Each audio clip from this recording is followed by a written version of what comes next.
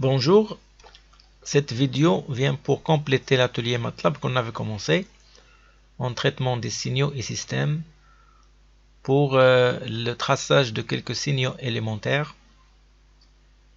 Alors jusqu'à maintenant on avait tracé les signaux sinusoïdaux, le signal en sinus cardinal, l'impulsion de Dirac, le signal rectangulaire et le signal échelon. Je rappelle la structure de notre programme, l'initialisation de notre simulation, ici. Après, on a les paramètres de simulation, savoir la fréquence d'échantillonnage et l'axe du temps, et le paramètre grand T. Après, on a les signaux sinusoïdaux. Après, on a le signal en sinus cardinal. Après, on a le signal en échelon unité, l'impulsion de Dirac et le signal rectangulaire. Donc, en exécutant le programme, on a les 5 figures des 5 signaux que voici.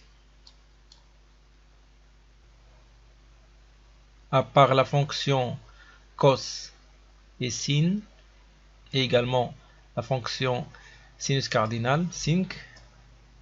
Alors toutes les autres fonctions ne sont pas intrinsèques, donc ils ne sont pas imbriquées dans le calculateur MATLAB. Donc on va essayer de créer des fonctions pour appeler à chaque fois qu'on veut le signal Dirac, rectangle, échelon et également triangle.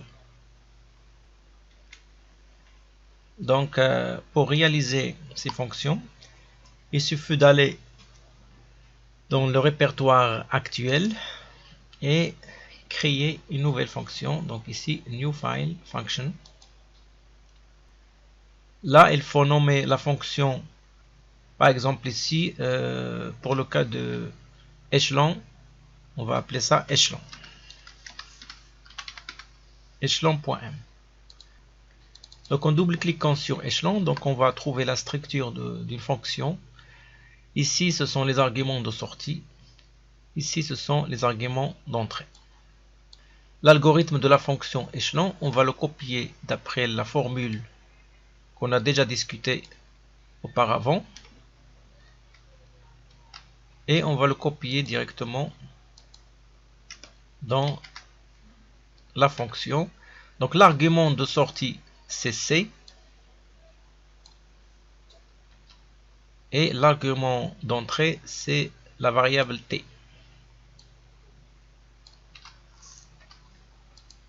Et on enregistre notre fonction. Donc maintenant, la fonction échelon est prête à être utilisée dans n'importe quel programme de notre simulation. Donc là, il suffit de remplacer la ligne suivante par C est égal échelon de T. En exécutant, on aura exactement le même résultat que tout à l'heure. Le voici. Donc on va essayer de faire la même procédure pour les autres fonctions. Pour la fonction Dirac, on va appeler ça delta. New file function delta.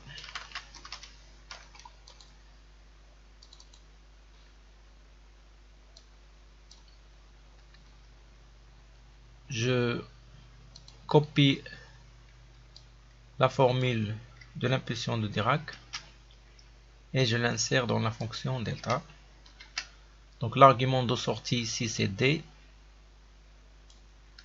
et l'argument d'entrée c'est toujours la variable temps. Voilà, et j'enregistre. Donc dans le programme principal, je remplace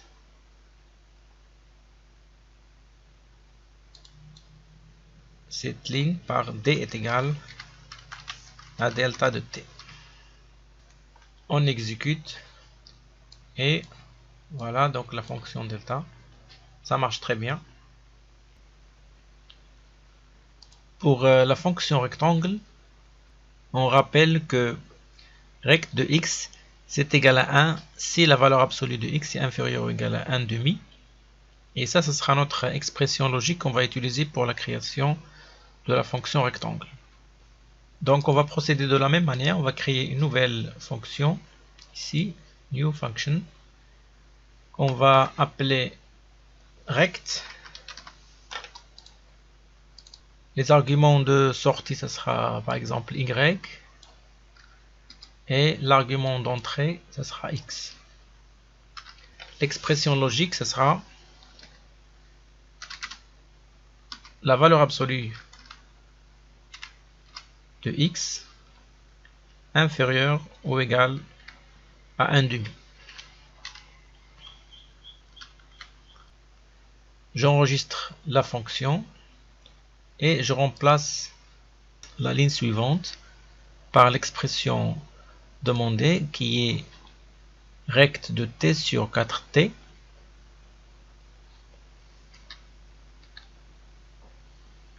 rect de t sur 4t. Donc en exécutant le programme, donc on a exactement le même résultat que tout à l'heure. Pour le signal triangulaire, on va créer une nouvelle fonction qu'on va appeler tri.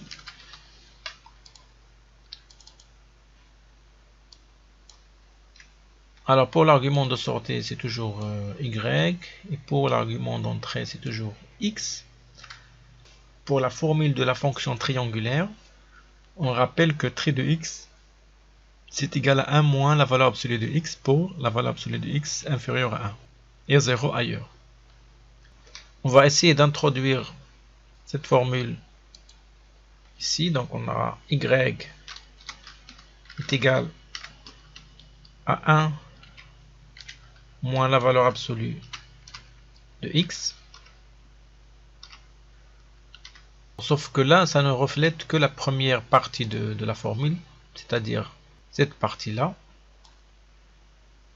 Alors pour annuler tout ce qui est en dehors de cet intervalle, on va multiplier par un rectangle de largeur 2. Donc ça va de moins 1 jusqu'à 1. Ça donne rect de x sur 2. Donc on va multiplier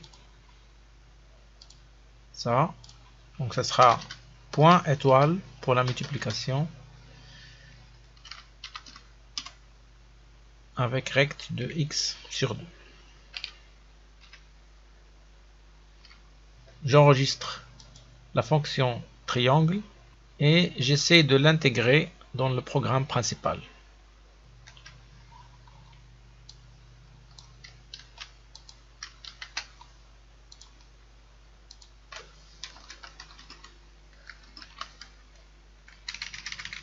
Triangle. Ici, donc, l'expression demandée, c'est tri de t sur 2t. Tri de t sur 2t. Donc, on va écrire à la lettre. Donc, tri de t sur 2t.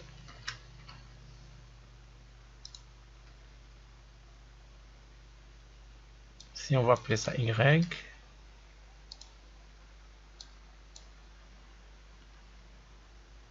on va changer le titre par triangle et j'exécute le programme pour voir ce que ça donne. Donc on a la fonction triangulaire qui est également opérationnelle.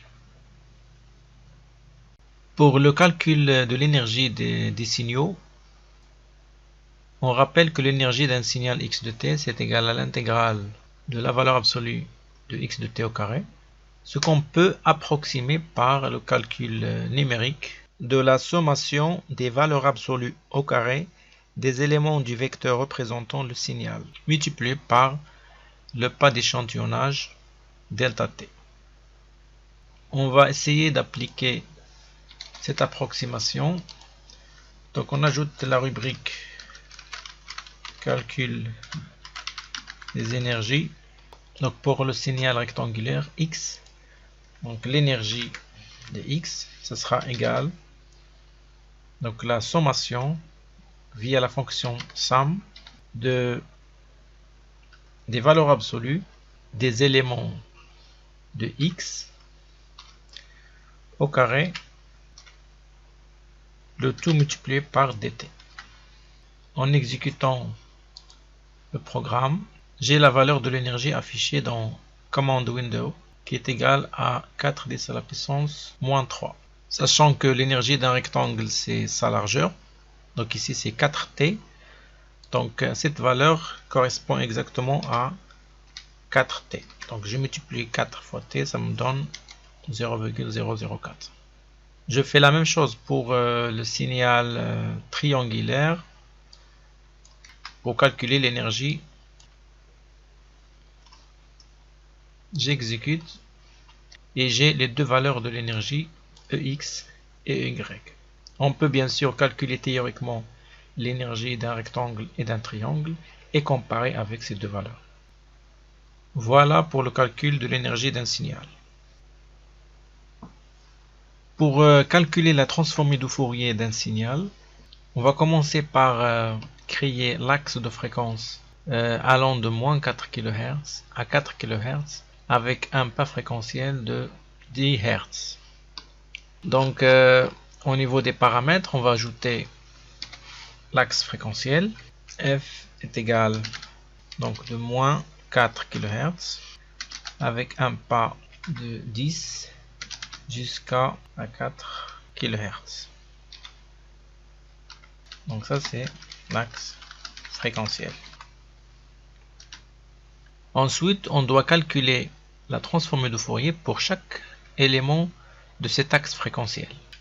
On va traiter ça dans une boucle qui parcourt tout l'axe fréquentiel de moins 4 kHz jusqu'à 4 kHz.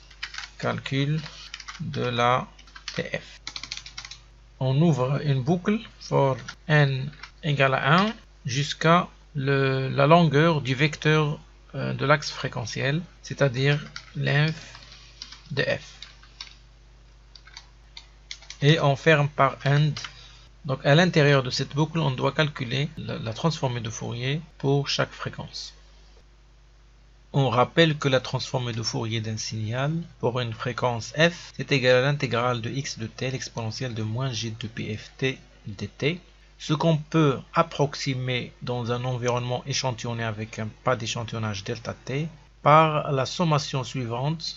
Donc on fait la somme des éléments x de 4 delta t qui forment le vecteur des signaux multiplié par l'exponentielle de moins g de pf également kt et le tout multiplié par le pas d'échantillonnage delta t. On traduit cette approximation dans la boucle par somme du vecteur x multiplié par exponentielle de moins j de pi, la nème fréquence, puisque on est dans la nème itération, multiplié par t, et le tout multiplié par le pas d'échantillonnage dt. Et j'affecte tout ça au spectre grand X, c'est-à-dire le nème élément du spectre. Il nous reste à tracer la partie réelle du spectre en fonction de l'axe fréquentiel f. On exécute le programme. On obtient le spectre du signal X, en rappelant que le signal X n'est rien d'autre que le rectangle. Et on sait très bien que le spectre du signal rectangulaire est un sinus cardinal. On peut améliorer la mise en forme de notre spectre en le traçant en fonction de la fréquence en kHz. Donc on va diviser la fréquence par 1000 pour avoir la graduation en kHz, et on insère un titre et une légende. On exécute. Voilà, donc là on obtient le spectre du signal rectangulaire sous forme d'un sinus cardinal. La dernière étape consiste à créer une fonction MATLAB pour la transformée de Fourier. Donc ce sera new file function. On va l'appeler TFSC, donc transformée de Fourier des signaux continus. Les arguments de sortie sont le spectre, grand X, et les arguments d'entrée sont le signal X, l'axe fréquentiel et l'axe temporel. Pour l'algorithme de calcul de la transforme de Fourier, je vais le recopier depuis le programme principal. Donc je copie toute la boucle et je l'insère dans la fonction TFSC. Mais il va me falloir le pas d'échantillonnage que je n'ai pas déclaré parmi les arguments d'entrée, mais je peux le déduire facilement à partir de l'axe temporel. Il suffit juste de soustraire le deuxième élément du premier élément, c'est-à-dire dt est égal à t de 2 moins t de 1. Voilà, donc la fonction TFSC est prête.